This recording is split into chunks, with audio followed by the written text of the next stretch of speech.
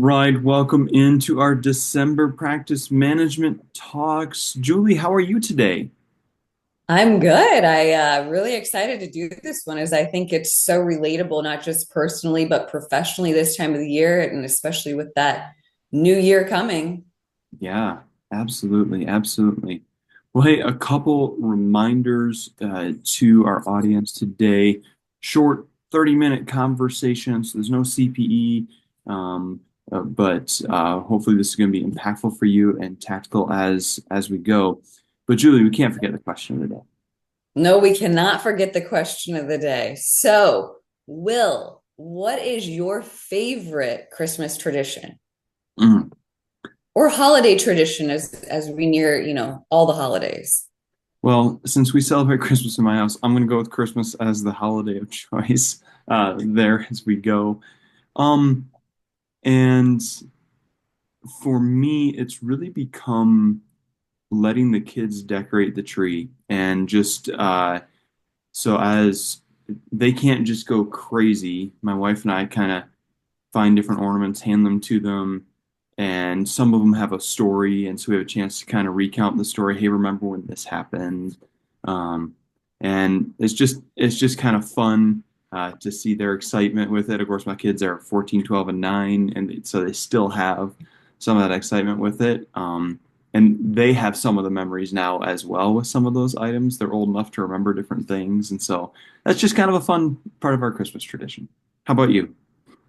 Yeah, so we celebrate Christmas here in my house. And I think for me, it's just about the magic of Christmas, right? And we talk a lot about that in my house. We have Santa. I have, an older kid that's, questions that magic there and a younger kid who still really believes. And for me, it's not about believing is receiving. It's about the magic of, Christmas and behind some of those traditions that happen.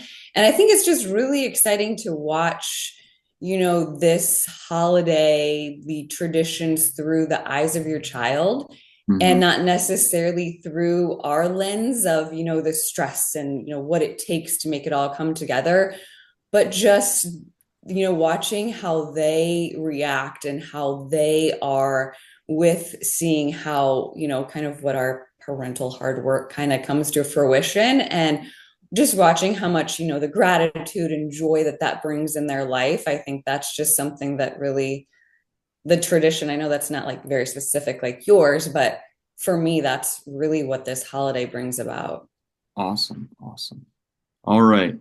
So we're going to talk about using focus when things are crazy today. And, hey, that's me. There are my kids. Been around a while. I like to have some fun with firm owners. So a lot of fun. Just participating in the accounting profession. It's a great time to be part of the profession, I believe, with how much stuff is going on right now. And hey, look, it's you and your kids. Hey, look, it's me. There you go. Yeah. And Um, I think, the one thing between you and I, and we've talked about this, is like you really love to go in and get those firm owners and really get them, tied down to kind of getting into that realm that they need to be in. And sometimes, I enjoy doing that, or that's part of my job, as well. But I think we're different, and we haven't necessarily talked a lot about this, but is like I love to go in and find, just like the diamond in the rough in a firm and really empower them to be able to be that bridge between, the leadership. And, I think that's why we hammer this so well is our, our experiences are slightly different yet the same. And Will, over the last 12 months, this is our 12th one. Can you believe that? crazy. Um, it's been so fun getting to do these with you and see our same pictures every month. So maybe we'll change those around, right? But no, I think this has been fun for us. And again, Yeah, 12 committing to 12 was a lot, right? there you go. There you go. So, all right.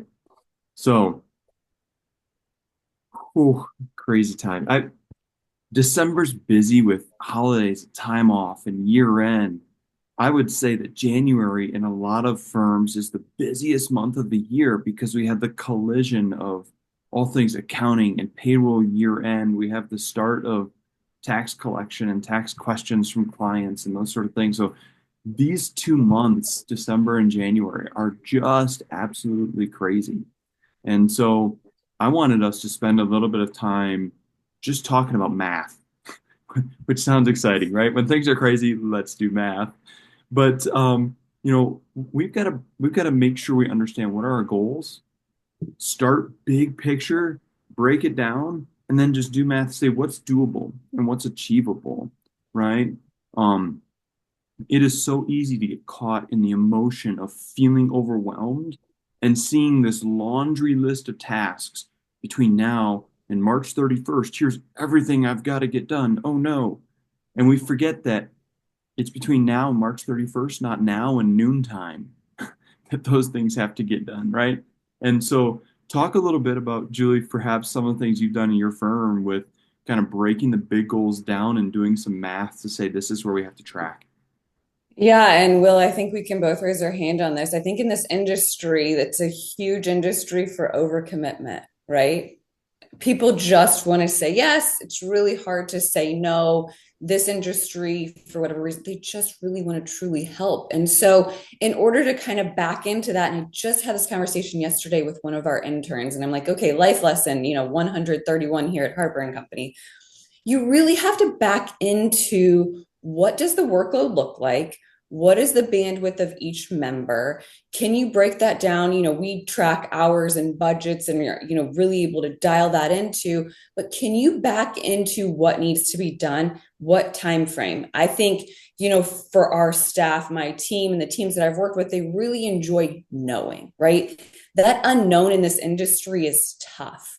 And Mm. so if you can break that down, and even, Will and I were talking earlier before this podcast or before this webinar about, if you have 100 returns and you have to do two a day, doesn't that seem really easy when you break it down on a per day basis? Then to look at someone and be like, okay, I'm going to need 100 returns done, right?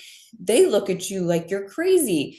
And so I think when you break it down to daily or half days or weekly, whatever it is that kind of fuels your fire and you feel like that's attainable and someone could hold you accountable for that goal, kind of think that's where you go with it. So for us, everybody knows how many tax returns are required from them, right when we come back from our little Christmas break.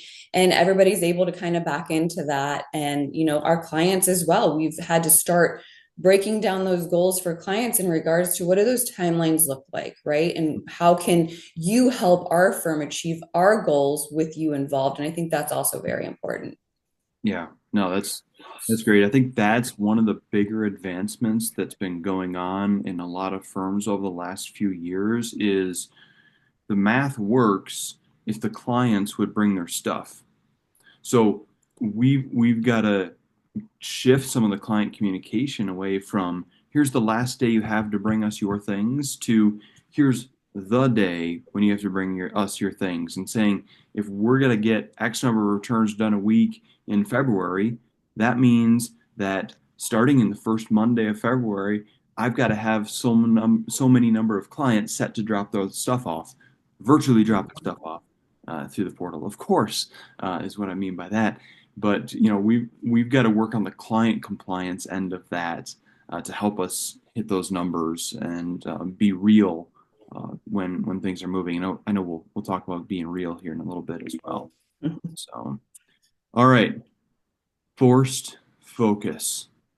Um, when it's busy, you've got to find a way to say, I must focus, right? For me, I know when I'm feeling overwhelmed because my focus goes. And all I can think about is not what I'm trying to accomplish, but the other things that are also waiting to be accomplished. And I make zero traction, right? And so I've got to find a way to really force that focus in. A couple of things we've got on the screen, just chunks of closed door time. I know a lot of firm owners, hey, I want to have my door open, I want to be available for my team, or how do I balance that team availability with getting stuff done? And that's where I think the word chunks is important here to say, hey, this isn't about I'm going into, the bat cave from 7 a.m. until 7 p.m., but it's, hey, there's periods of time when my door is going to be closed and I'm going to be getting work done. And I would try to match that with my natural focus rhythms. There are times of the day where each of us, all other factors equal, are more productive than other times of the day. For some people, that's right away. Others, it's mid-morning. And there are some strange people where the afternoon is like their hyper focus time. That's my squirrel time. That's not me, right? That's I got to put admin work in the afternoon because I'm all over the place naturally with my mental rhythms.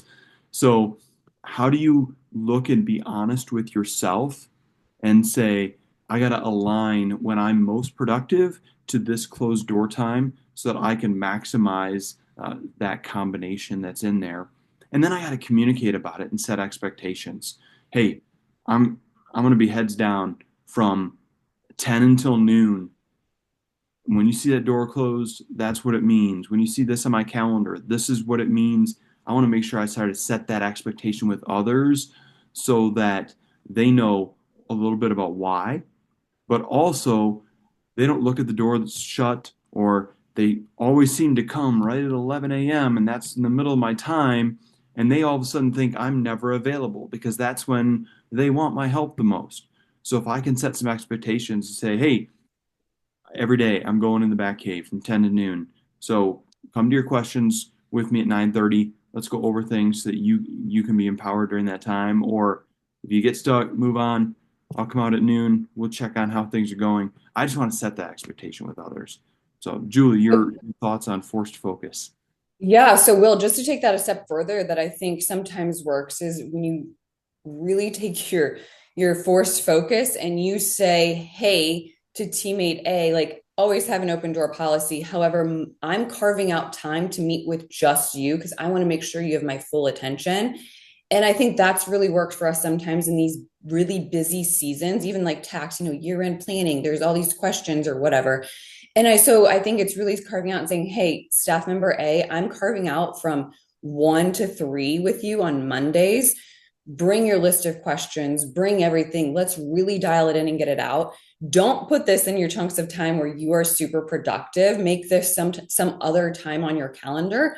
But I also, setting the expectations with others is committing to some sort of time commitment that allows those individuals to really feel empowered and they have your time and they have your attention, and it's not like you're running out the door and you're answering it really quickly. It really allows you to give that some of that one-on-one time. So if you're a smaller firm, I would say, under 14, 15, really splitting that up throughout the week, whether it's a half hour, whatever it is based on the season, and really, forcing that, like my closed door time is from 8 a.m. till 11 a.m., but I am carving out all of this time to make sure that we are able to collaborate as a team and be able to get to some of these out.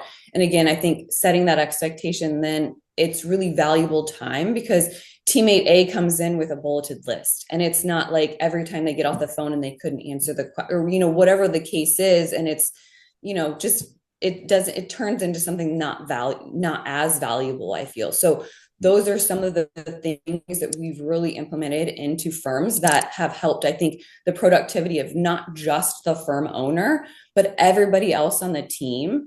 And I also think you can set a cadence to your calendar. I know we're going to get into some of this, but like, say only new client meetings are on certain days for certain times. Year-end meetings are only on certain times for certain days. And those, if you have to meet with clients for like really set that cadence so that it's not the wild, wild west when it comes to your calendar and your time so that you can get what you need out of it.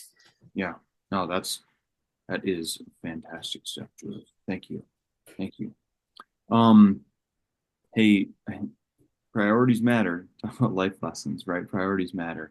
Um, one of the areas, and this is a phrase where I used to work, we would use sometimes of just talking about ruthless prioritization. And how do we make sure when things are crazy that we're spending our time on the right things?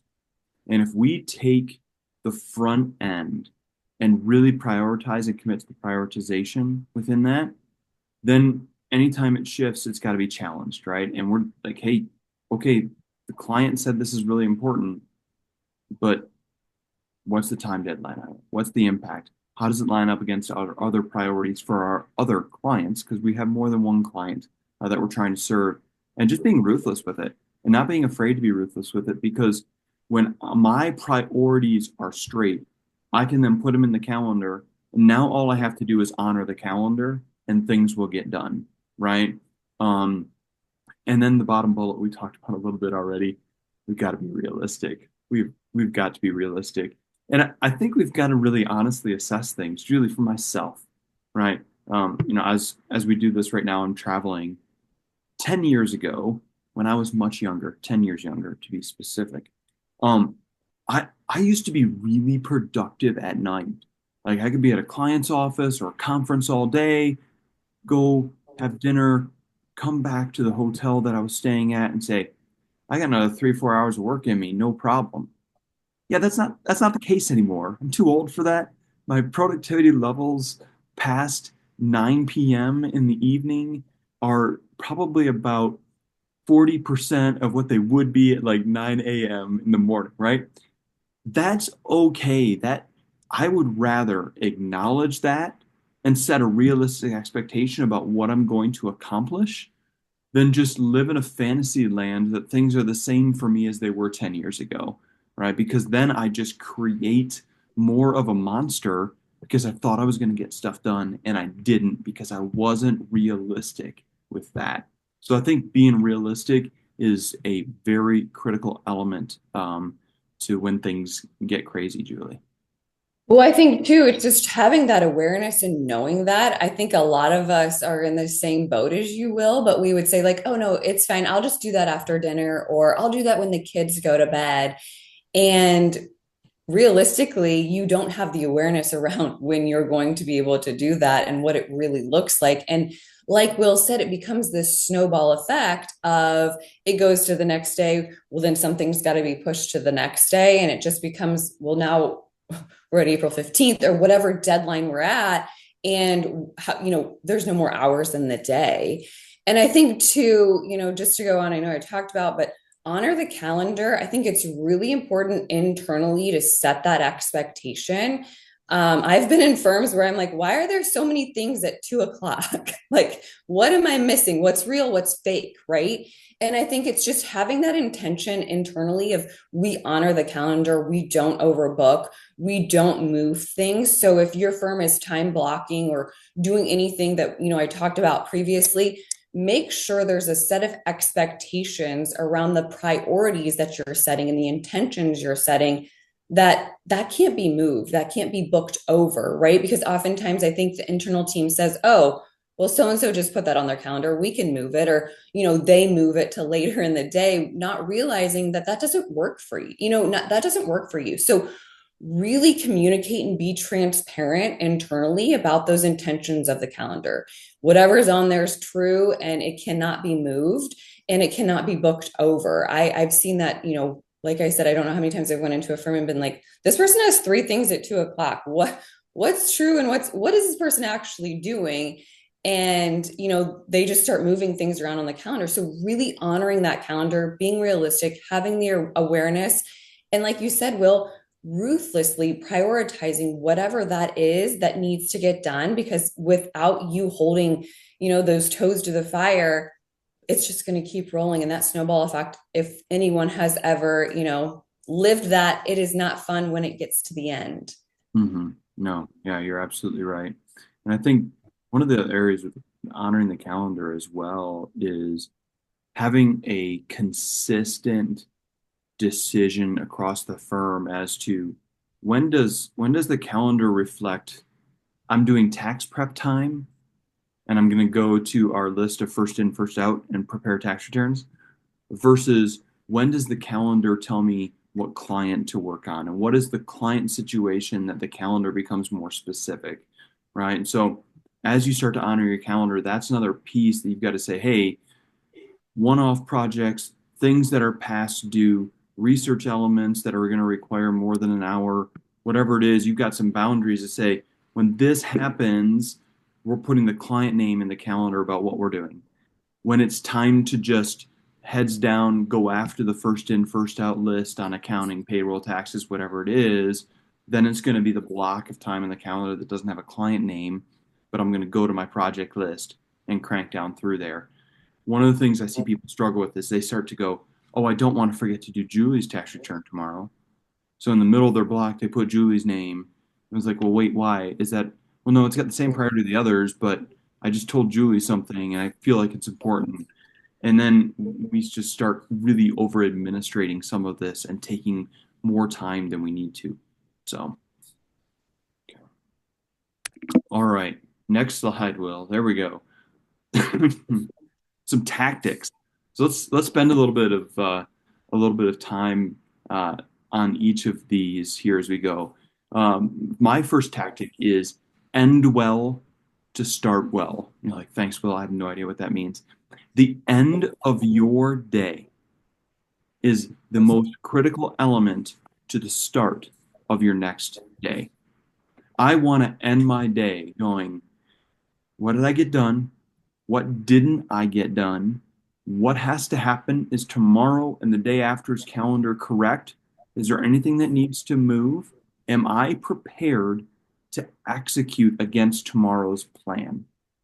Because I want to come in the next morning, and for a lot of folks, our focus is at a premium in the morning, and we're most focused there. I want to leverage that time, not spend 30 minutes trying to decide what to do. I want to open my door, sit down in the chair, and go and chase right after it. So we've got to end well and commit to that ending routine so that we can start well as we go. Julie, your thoughts on that one? So, Will, I have a question. So, at the end of your day, and I find this to be true in most firms, it's the easiest thing to do.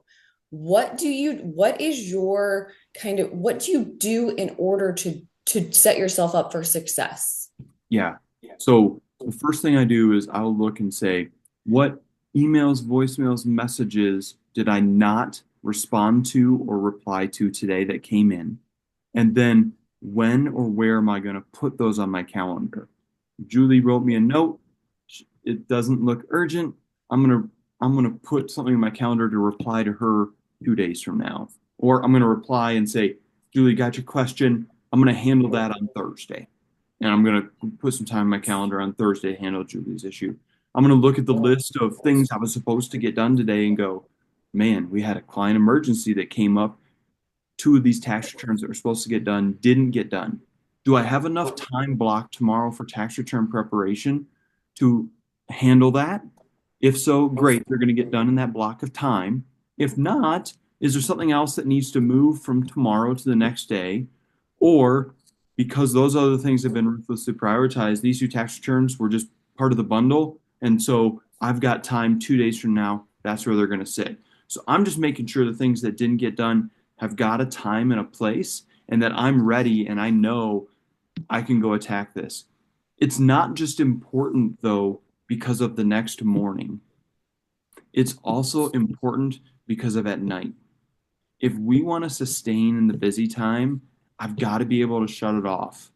Now, here's where this goes to the third bullet a little bit, right? This helps me honor my non-work time so that I can stay focused at work. And I'll get to that in a little bit.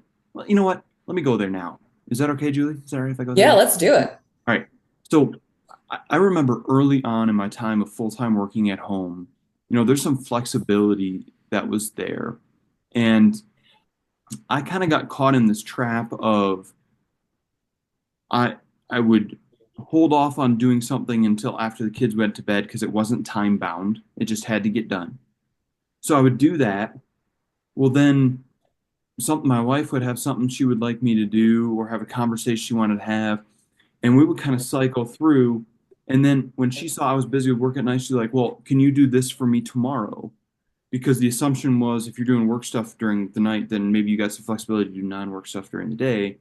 And then all of a sudden it felt like I was always working and I never had that time off. And during the workday, my mind would get easily distracted with non-work stuff because I wasn't honoring the time for non-work to do the non-work, the household stuff that needed to get done.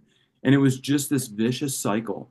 And so if I want to stay focused at work, I've got to stay focused at home about the home stuff too, right? So that is really ending your day well helps you to create that separation and go, now I'm going to go honor my calendar just as much in the evening, where my calendar is all about my family and personal life stuff that's going on as well. Yeah, no, and I think you bring up some good things that just to add on to it. I think for me, I really try to set my next daily intention the night before, much like you, because I found if I skip that step, I don't remember the next morning, right? Like I'm at an age where I'm like, I know there was something, like, what was it, right? Now I spend how many minutes trying to go back through? I'm searching through my email or my phone, like someone texted me, was it a call? What was it that I'm missing, right? Where I feel like if I'm doing it the night before and I'm setting those intentions, it's really fresh on my brain. And it takes me less than a minute to either write out my list or type out my list. Yeah. The one thing I want to add that I try to do with an intention is back from a couple sides is I ruthlessly set three priorities a day that no matter what, those three have to get done. And again, for me, that three number has just really worked. But it's like if there's 40,000 client emergencies that we somehow have to put out all of these fires, these are the three that can't go to the next day, if that makes sense. Yep. And I ruthlessly set those priorities the night before. And I think, I think we all probably are very work oriented, right? And I start thinking about those when I wake up in the morning, when I'm at the gym in the morning, when I'm dropping the kids off at school in the morning. So when I come in, I am hyper focused on those priorities because I know exactly what needs to be done. And I'm not necessarily using my brain to go over the day before. Does that make sense? It does. It does. And I wanna hit on the bottom bullet on this slide too, Julie, because this changed my after work life and it's helped a lot of other firm owners as I've talked to them as well. Don't decide, well, I'll work for an hour this evening. You're not going to get anything done.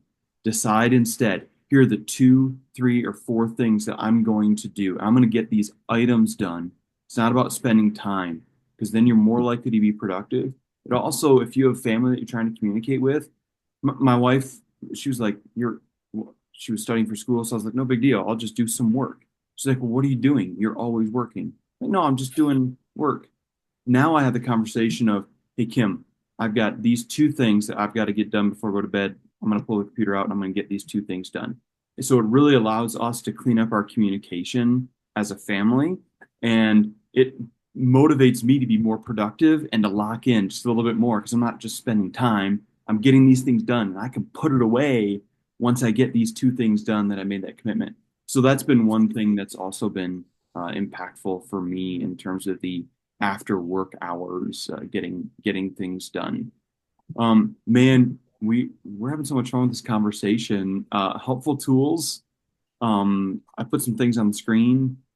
Any comments on those real quick at all, Julie? No, I mean, I think that anything that you can do that helps create efficiency around what you need to do is great. Yeah. Yep.